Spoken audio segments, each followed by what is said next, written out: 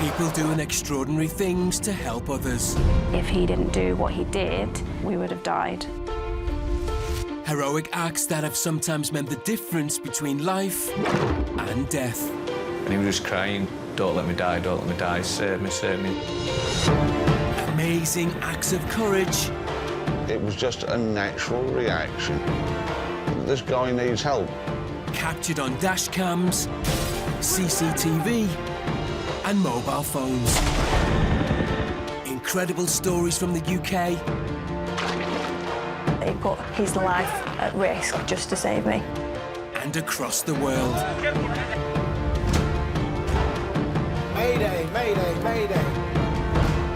All the people that assisted with my rescues that day are my heroes. We genuinely owe our lives to him.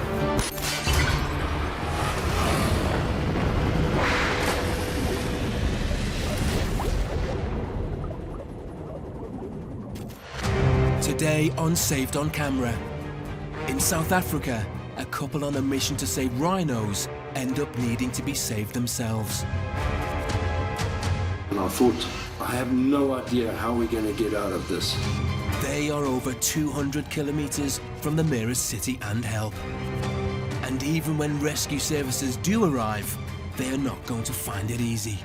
Very concerned that for the rest of my life I would be known as the rescuer who bumped the aircraft off the cable and killed 2 people.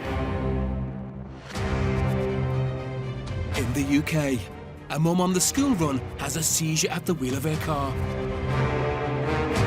Whilst I was seizing, my foot was pushed onto the accelerator. Her 8-year-old son has taken over control, but he's out of his depth. I didn't really want to steer the car, I just went for it. It's the start of rush hour, and they're in the fast lane, travelling at 65 miles an hour. We soon noticed there's a lady in distress in there, and a young boy hanging onto the steering wheel with fear in his eyes.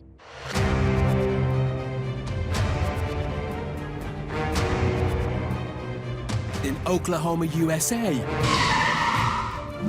a flash flood sees a woman lose control of her car, careering into a creek and trapping her underwater. We didn't know if she could breathe, if she could get her seatbelt off, or if the pressure was too much on the doors to even open them.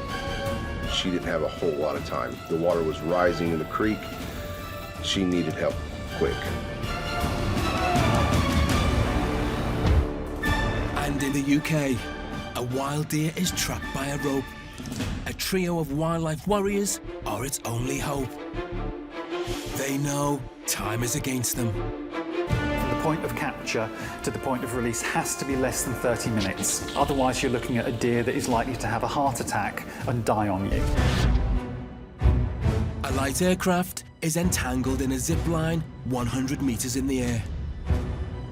The pilot and passenger are left dangling upside down, unable to escape. And there was just oil and fuel dripping down on us. If the plane dislodges, they will plummet to almost certain death. You literally think that any second you're going to fall and you're going to die.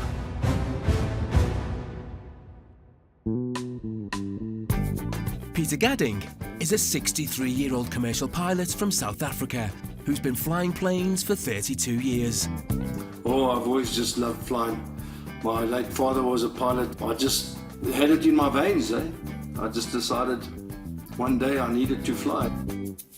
Peter's wife, Mary, is also a keen flying enthusiast. We flew a lot together with the children and without them. We went on holidays together in a little plane.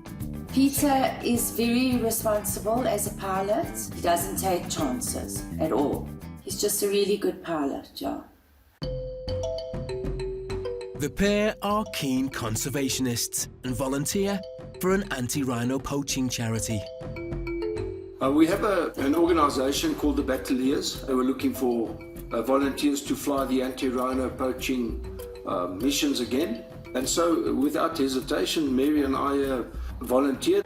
Is just, it's a wonderful thing to be able to do that. I had done 3 various patrols before, accompanied by Mary. I'm controlling the aircraft and so on, and she's a second pair of eyes. You look out the side and just see if you can find any rhino that are dead or alive, and look for poachers. We're a team, just working together. One day, the couple were out flying on an anti-poaching mission. It was a normal patrol. It was a nice morning. The visibility was great. Well, we had pretty much finished flying the patrol. I was about to turn back. We'd been flying for a number of hours. I decided to change the route up a little bit. But this change of plan proved to be pivotal. Next thing, there was this almighty crash, which was so scary. It was just actually indescribable. The actual impact was just unbelievable. I'm getting all emotional. The aircraft hit the zipline. It sort of sprung forward and then backwards. It was the most awful noise. And then we were bouncing, hanging upside down onto the zipline. And there was just oil and fuel and stuff dripping down on us. It was like just the most awful smell. And I thought, I have no idea how we're going to get out of this. I hadn't a clue what was going on. I mean, you just don't hit things in the air. After a few seconds, I remembered, oh my God, we've actually hit the zip line. Didn't think that there was going to be a chance of being rescued. I can't even describe how terrifying it was for Mary and I, hanging upside down like that. We just held each other's hands and just hung there. You literally think that any second you're gonna fall and you're gonna die. My heart started pounding. I was actually worried that I was going to have a heart attack. My thought straight after that was, we actually are going to die. You know, all your blood is going to your head and out of your feet, and you're pretty much hanging on the seatbelt, and you can't move because of fear of falling. The discomfort was nothing compared to the fear. It was just literally like being in a nightmare, but being awake. Later, saving the couple turned into a risky situation. We approached fairly carefully. When I saw what was holding the aircraft up, the anxiety went up. In the UK, a car captured on a dash cam during a busy rush hour is out of control. It's travelling at 65 miles per hour and is in danger of crashing into the central reservation. Something was going on up ahead, saw a car veering from side to side. Swerving about all over the road. An 8-year-old boy is helpless inside, but he's not about to give up. The car was shaking and my mum was shaking.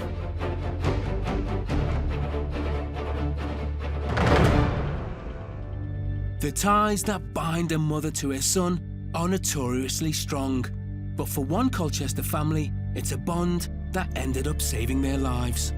My name is Lauren. I'm a special needs teacher. I live at home with my son Ben and my partner Joe. Ben is quite mature for his age, very in touch with his emotions. So we do have a close bond, and I do feel like he's more like my friend than he is my son. Mum's hair's big in this one. Who's? The one he's about to fight. She's funny. Sometimes annoying.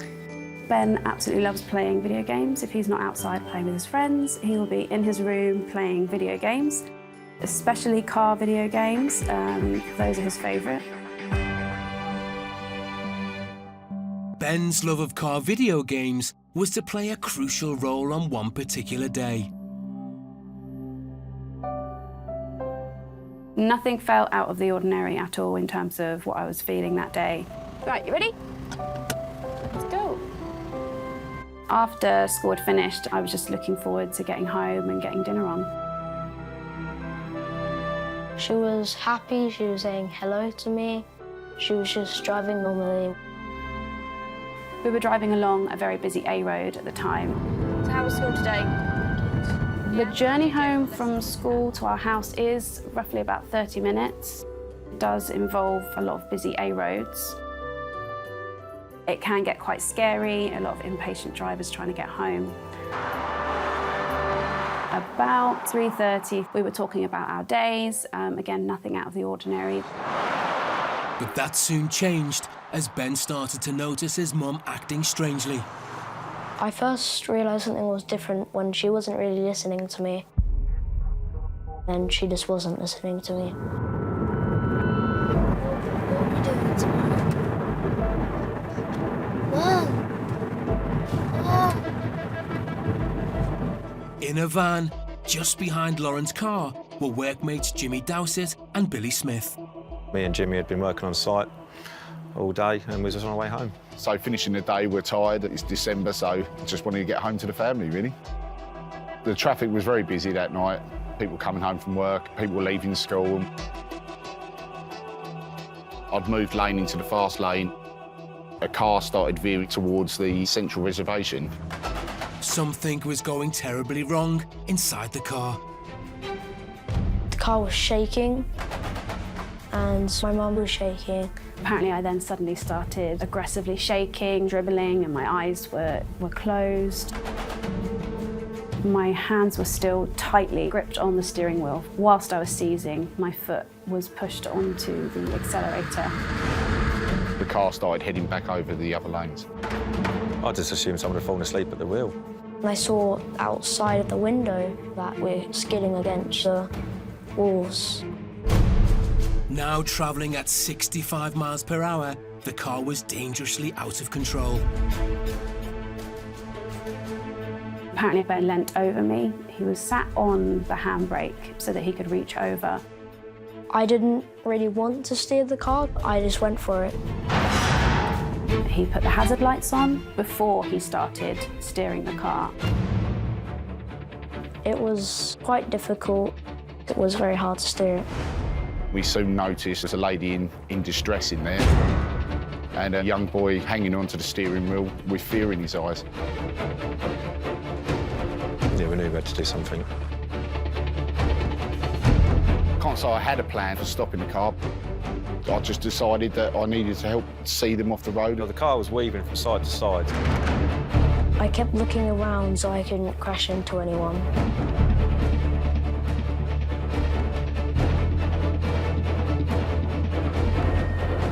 Pulled up alongside it so he wasn't putting any more danger on the road.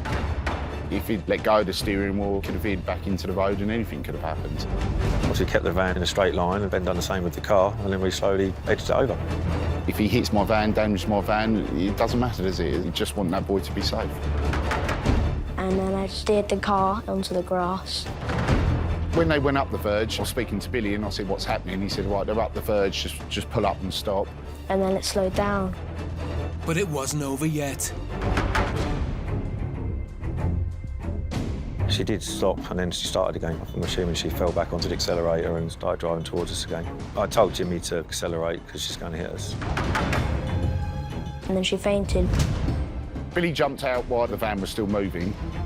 I knew I had to stop the car. Ben was screaming to help his mum, and obviously she was still unconscious at this point, so we stopped the car. I went round to the side Lauren was on. She was still out of it. I just checked her airways were clear because her head was back. I checked she had a pulse and then phoned 999. I just remember it being really cold and Ben was freezing cold. Obviously I spoke to Ben for quite a long time. I was very, very worried about his mother. The first thing I remember after waking up, Ben was next to me, looking quite distressed. There were just strangers around the car making a huge fuss. It didn't take her long coming round. When she started to try and talk to us, very disorientated and didn't know what was going on and it wasn't making sense, wanted to drive off again. So we just had to calm her down and make sure the keys were out of the ignition. She was really confused what was happening. I was trying to piece together why we were suddenly on the side of the road, because to me it felt as if I just blinked for a split second.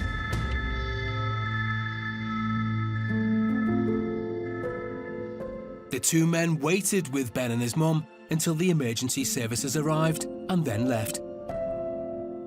When I finally got the full story of what happened, it was when I was in the ambulance with Ben and the paramedics on the way to the hospital. I was so shocked. I mean, at first, when Ben told me, I actually laughed. I thought he was joking, and it wasn't until the paramedics actually confirmed that it was likely that I'd had a seizure, that I realised that I had just had a seizure at the wheel, driving 65 miles an hour down a busy road.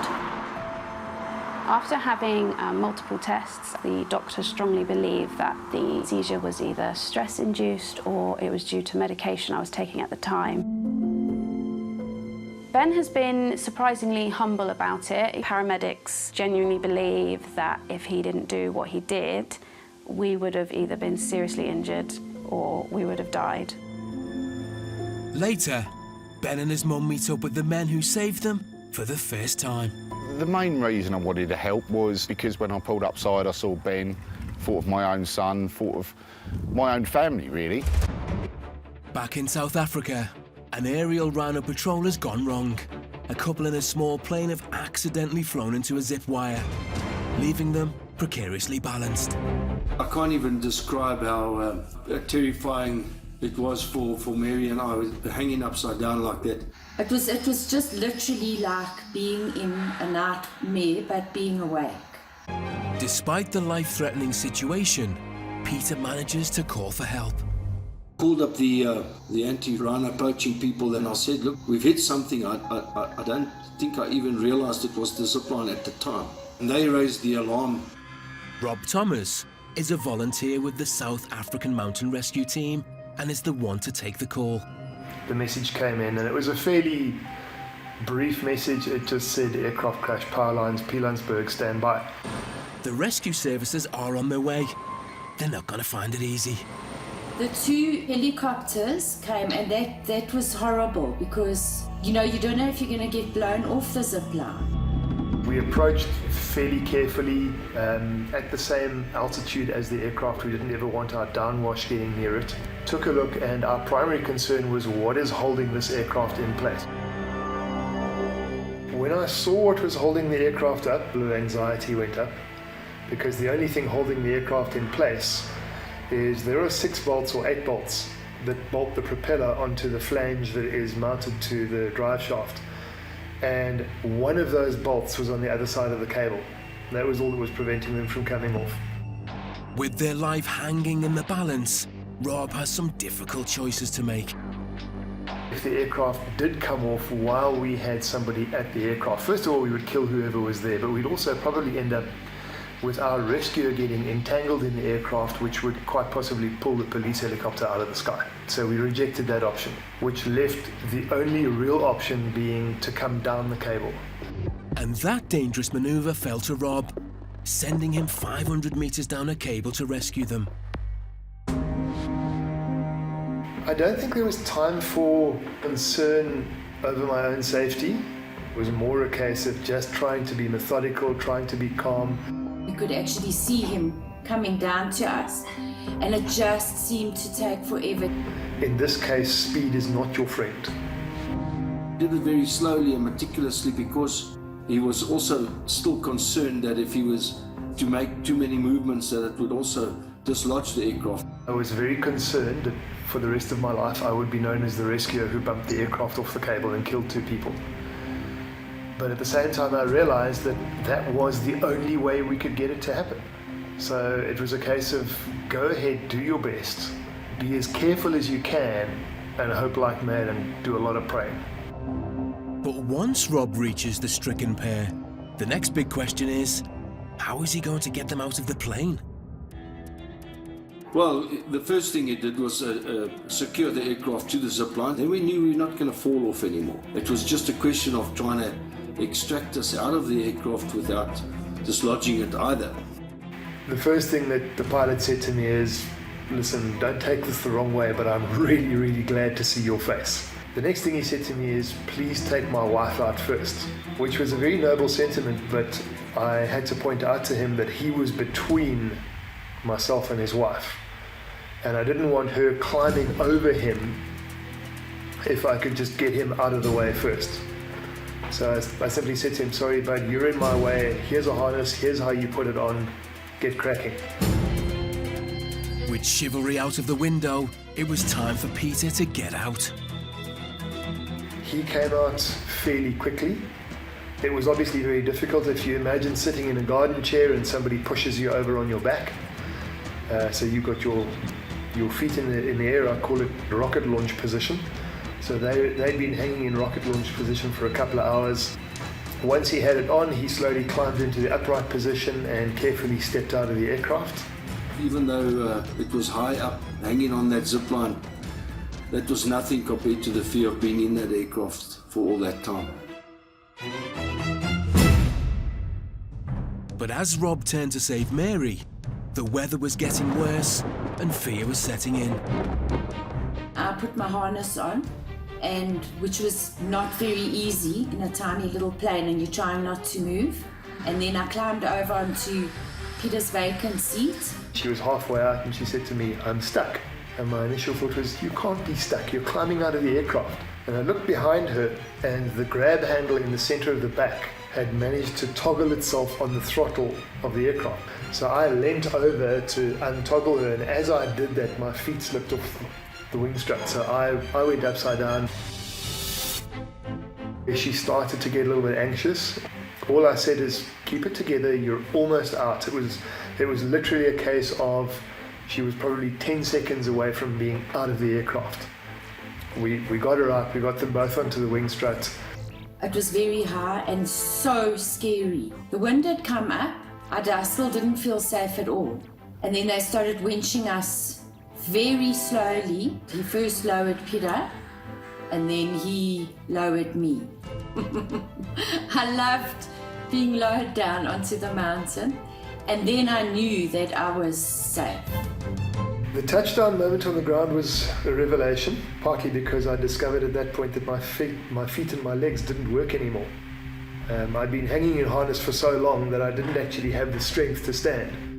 My sandals flew out the plane, so I had no shoes on. So Rob decided that I should be airlifted with the helicopter, and then Peter and Rob and the mountain rescue guys walked back, and they just put me in the ambulance and checked me out, and I was fine.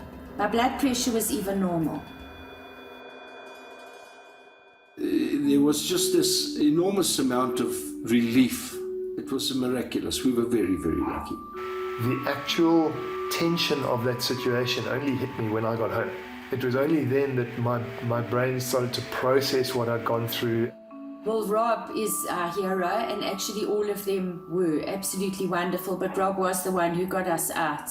I don't think there's any words that can describe the amount of respect and thankfulness that I have for all those people that were involved in the rescue operation.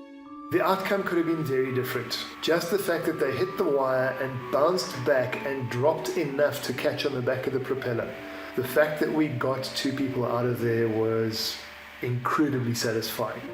What started out as a positive expedition ended in a terrifying accident that could so easily have resulted in tragedy. I think I'm maybe just a little more grateful to be alive. Yes, and have my wife in one piece and well. More than anything, it's given me a bigger appreciation for life, because that was a miracle. I would love to do the anti-rhino poaching again. I would do it in a heartbeat. Absolutely no reason why we wouldn't go and do more anti-rhino poaching patrols anytime that we are able to do that with pleasure. We'll be back. In the UK, a wild deer has become trapped in the middle of the East Sussex countryside. This poor deer that was quite clearly entangled in blue rope around its antlers. A trio of wildlife warriors are its only hope, but any reckless release could be dangerous. Getting hold of the head, the antlers, that is the most dangerous moment. You can then find yourself being kicked or stabbed with the antlers.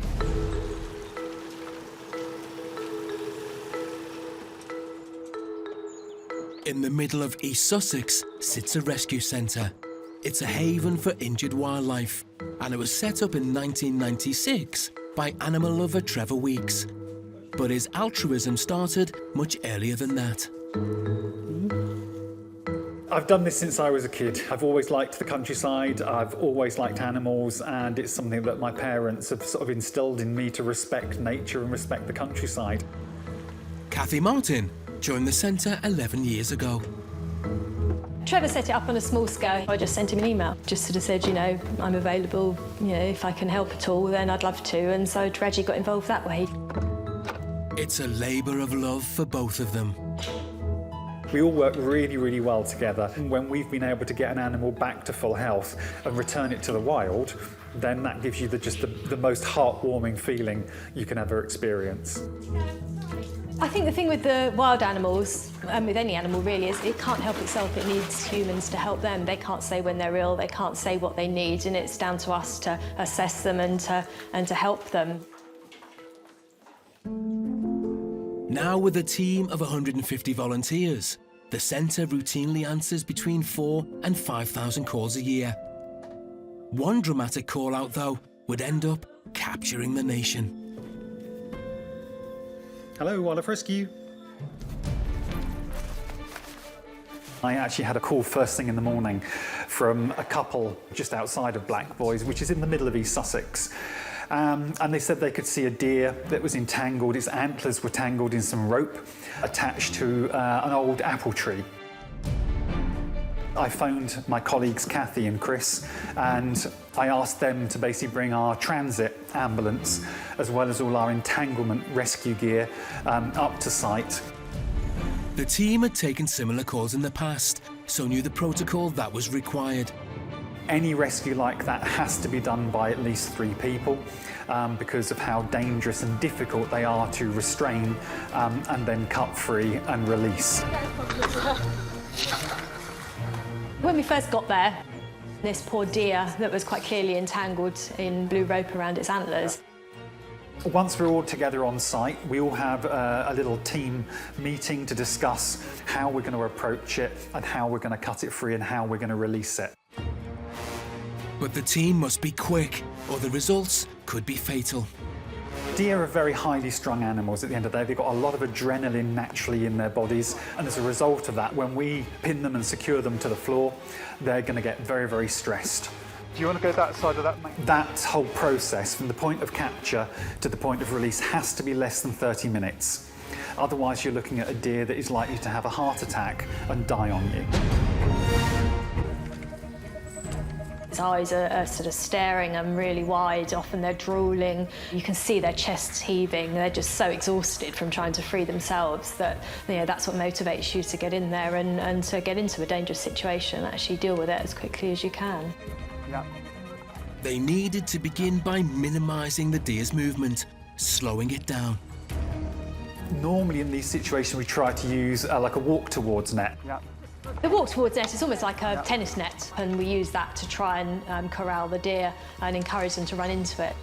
It gets them under control and gives us an opportunity then to get on top of them and to control them. But there was a problem. We spread the walk towards net around the outside of the apple tree, but it was almost pointless because we just couldn't get it where we needed it to be. Yeah. To stand any chance of releasing the deer, the team needed to find a way to subdue it without using a net. Right. And they suddenly got that chance. Right. At one point the deer sort of trips over and then falls, and it gave Chris the ideal opportunity to literally spring forward and pounce onto its shoulders. And we managed to get its head covered. We use a pillowcase to cover their eyes because they tend to quieten right down once they're in darkness. Getting that animal pinned down and getting hold of the head, the antlers, pinning the shoulders down, that is the most dangerous moment. Net removed as well. I dealt with a deer only a couple of days ago and found myself with some pretty horrendous marks on my arms as a result of it kicking out. But the clock is ticking. From the point of capture, we know we've got less than 30 minutes to get that animal released. As soon as Chris and I had full control over the deer, Kathy then comes in. My role there was really to get that rope off as quickly as possible. You're just cutting it and cutting it, hoping that it starts getting loose enough where you can work out how to get it free as quickly as possible. For Trevor and his colleague Chris, who continue to hold the deer down. It's a hazardous part of the process. In any rescue like that, when you jump onto the back of the deer, you're almost imitating what a predator would do. So at that point, the animal will quite often play dead. And they try to lull you into a false sense of security so that you loosen your grip, you loosen control, and then all of a sudden they will kick out and start panicking again and trying to get free. If you lose control of them, you can then find yourself being kicked or stabbed with the antlers. It's a rescue with danger all along the way. Kathy must cut through the rope as quickly as she can, but they all need to stay alert. The second most dangerous moment is actually the point of release. After cutting most of the rope free, I could tell that there was one section left that was holding the deer tightly, so I let the others know that I was going to be cutting that last section. We then have to remove the walk towards net, get that out of the way, and make sure the deer has then got a clear escape route. On this occasion, we were a little bit concerned because going straight forward, it would have to go through a hedge, across the lane, and then into another field. The deer's going to feel that release of pressure and think it's free when obviously we've still got Chris sitting on its back. But the team know they have to get this deer released, and now. You're going right, I'm going right. Chris called 1, 2, 3 release. Chris and I would then release the deer at the same time. As Chris jumped off the deer, he then pulls the head covering off, getting out the way as quickly as possible so that the deer can then jump off and hopefully run off into the distance.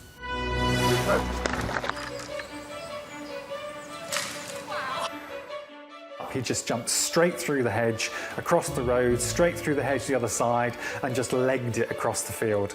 And that was really nice to see him do that, and so pleased. You couldn't have asked for better.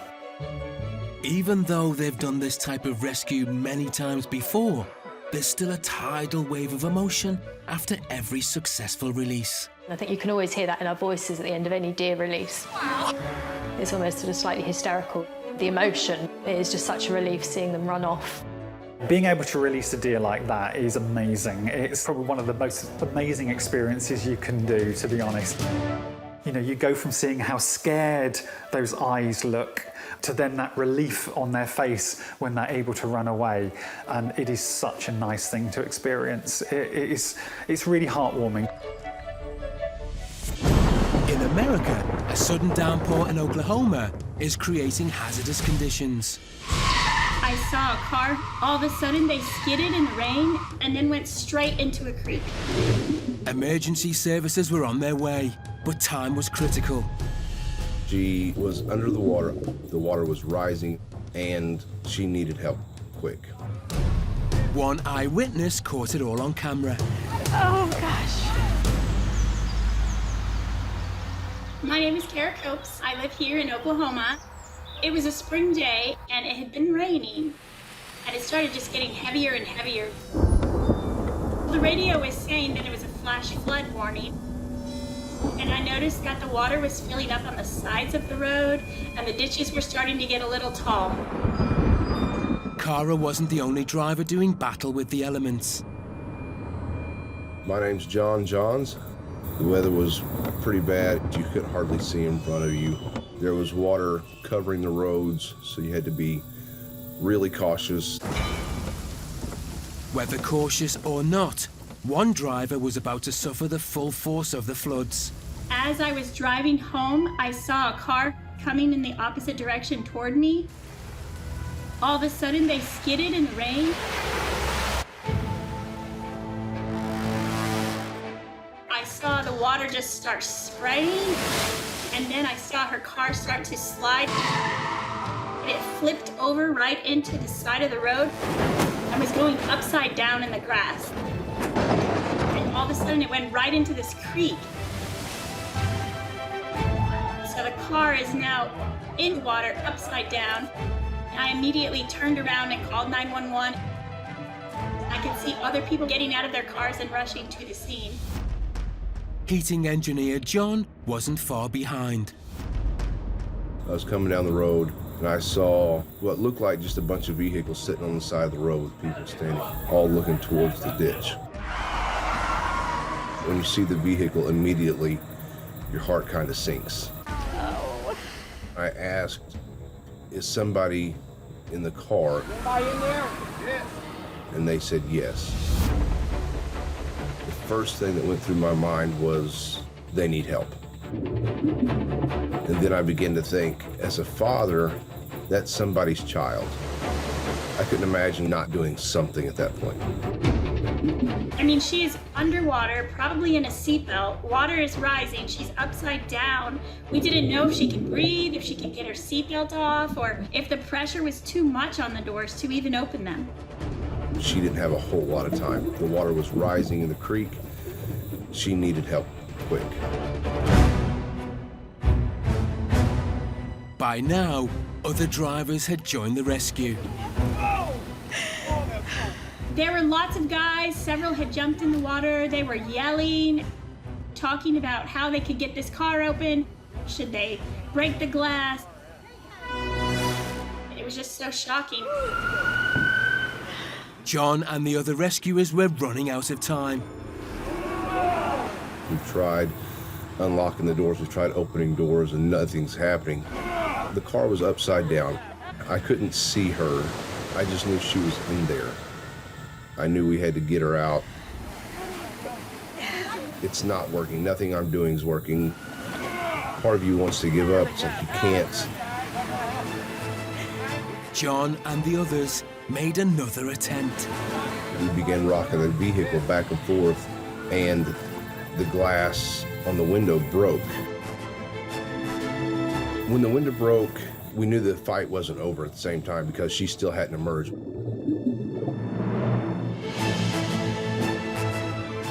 When she surfaced, when she come up out of the water, people on the grass all began to cheer. Suddenly, we saw a man pulling her out, and we were just so relieved. I probably took the first deep breath since I had been there. For John, though, there was still a job to do. The battle wasn't even over. We still had to get her out of the water and to safety. The water is still high, water's still rising. We didn't know exactly how we were going to get her to safety. But luckily for them, the emergency services had arrived. It was such like a burden lifted off, knowing that somebody with professional training was going to be there to help. She was a little cold and shivery, but I walked up and gave her a hug and told her, I'm so glad you're still with us. Nobody ever plans for something like that to happen.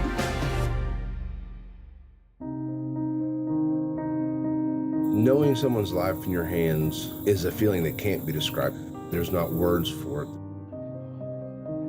The actions of John and the other rescuers that day has had a lasting effect on Cara. I feel like everyone who jumped in the water was they're just all heroes. People just really caring for someone they didn't even know. I'm not a hero. I was just doing the right thing at the right time. Not helping is not an option if you're able. Earlier in the UK, we saw a mother saved by the quick actions of her 8-year-old son when she had a seizure at the wheel while travelling at 65 miles per hour on a busy road. I knew something bad was happening when she wasn't steering the wheel. Unconscious, but with her foot still firmly on the accelerator, it was down to Ben to try and steer them to safety. I managed to reach the steering wheel and I managed to steer the car onto the grass. In a vehicle behind, Jimmy and Billy saw what was happening and helped Ben manoeuvre the car to safety and alerted the emergency services. We noticed there's a lady in distress in there. Yeah, we knew we had to do something. I mean, at first, when Ben told me, I actually laughed. I thought he was joking. And it wasn't until the paramedics actually confirmed that it was likely that I'd had a seizure that I realised that I had just had a seizure at the wheel, driving 65 miles an hour down a busy road. After having multiple tests, the doctors strongly believed that the seizure was either stress-induced or it was due to medication I was taking at the time. Ben has been surprisingly humble about it. Paramedics genuinely believe that if he didn't do what he did, we would have either been seriously injured or we would have died. A year later, it's a big day for Ben and his mum, as they are meeting up with the men who helped to save them for the first time. Hi Ben, all right? Yeah. Hi. What did you guys see? The first thing we saw was the car veering to the central reservation. Okay. So we've come up alongside you, realised there was something wrong, and saw Ben sort of hanging on to the steering wheel. So we sort of just tried to follow the car off the road, really. Oh, thank you so much. It's quite distressing that I don't remember any of it. I think that's the worst part. I have no recollection of any of it. I can only go by what other people have told me, by looking at the dash cam footage. That's probably the worst part for me. Please save my mummy, that's what he said. Did he? But positives have come out of the event.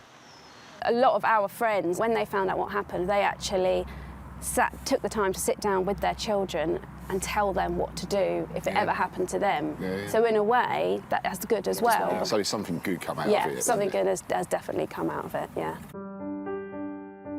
And Lauren and Ben now have the chance to thank them. You're heroes too, really, because I think if you weren't there, he could have possibly been on the road even longer, and something else could have happened. So, you know, thank you so much. The main reason I wanted to help was because when I pulled upside, I saw Ben, thought of my own son, thought of my own family, really. A lot of people would have just driven past or just driven past slowly, had a look, oh, that looks bad, and then just carried on. So for you to actually stop and help Ben and stay with us until you knew that we were safe, thank you so much. Thank you for saving me. No problem, you're welcome. Thank you, mate. Yeah, you done well, mate. I think Ben's a real hero, to be honest. His mum should be proud. Hats off to Ben. His reaction, his courageousness, what he done is amazing. I couldn't believe that Ben had done something like that. I mean, not a lot of adults would have acted in that way, let alone 8-year-old boys. Cheers! Cheers! Yeah, it was really good to see them both again. See Lauren well and see Ben smiling rather than crying. It was good. Almost a year on, Ben's bond with his mum is even stronger. I just wasn't thinking about anything else except from her. Now I think we have a bigger relationship with each other.